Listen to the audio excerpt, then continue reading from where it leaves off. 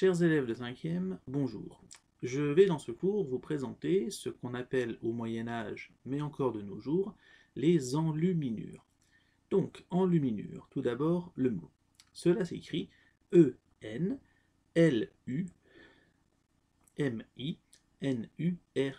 enluminure. Cela nous vient du latin, donc illuminare, I-2-L-U-M-I-N-A-R-E, et ce mot en latin signifie éclairer, illuminer.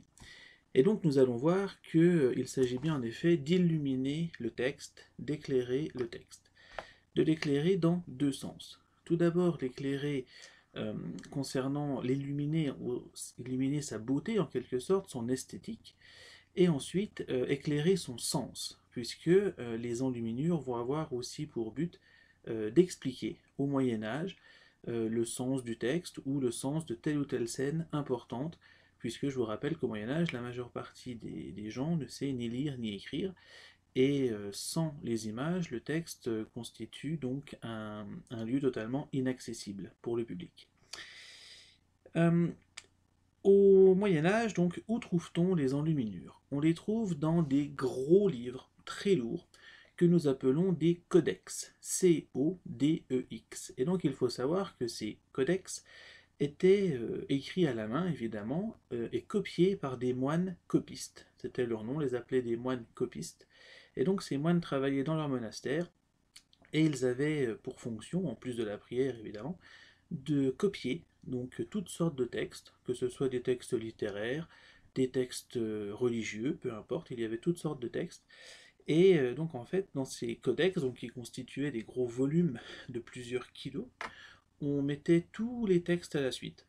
Et il y avait un sommaire qui permettait, en fait, en tournant les pages, eh bien, de pouvoir directement accéder à l'ouvrage qui nous intéressait.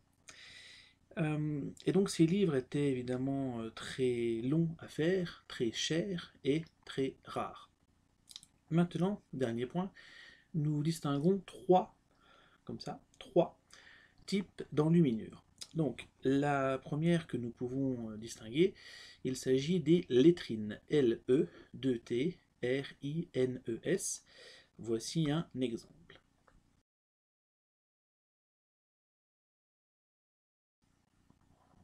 Voici un autre exemple.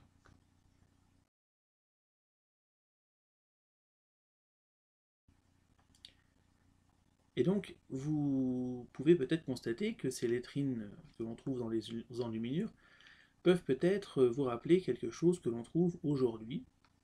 Peut-être, non, oui, attention, ça nous rappelle peut-être ceci.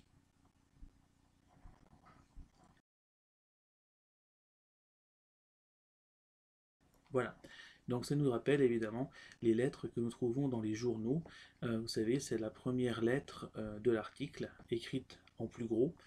Et donc les lettrines au Moyen-Âge étaient tout simplement donc des lettres écrites en plus gros, mais pas seulement la lettre, il y avait tout un côté décoratif.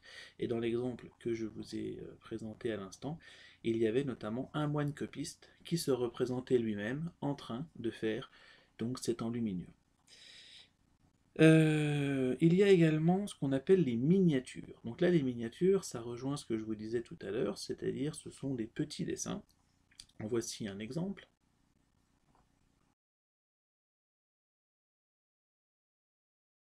Donc, dans cet exemple, vous avez le combat de Lancelot contre Méléagant, qui constitue une des péripéties du roman que nous allons étudier, donc Lancelot ou le chevalier à la charrette de Chrétien de Troyes.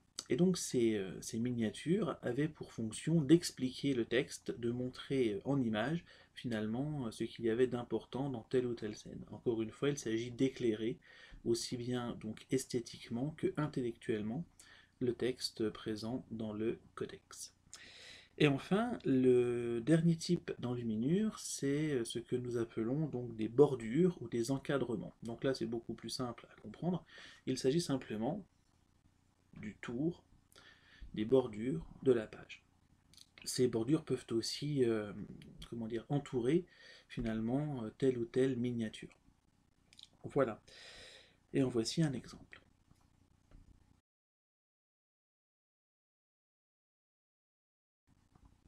Et en voici également encore un autre, pour finir.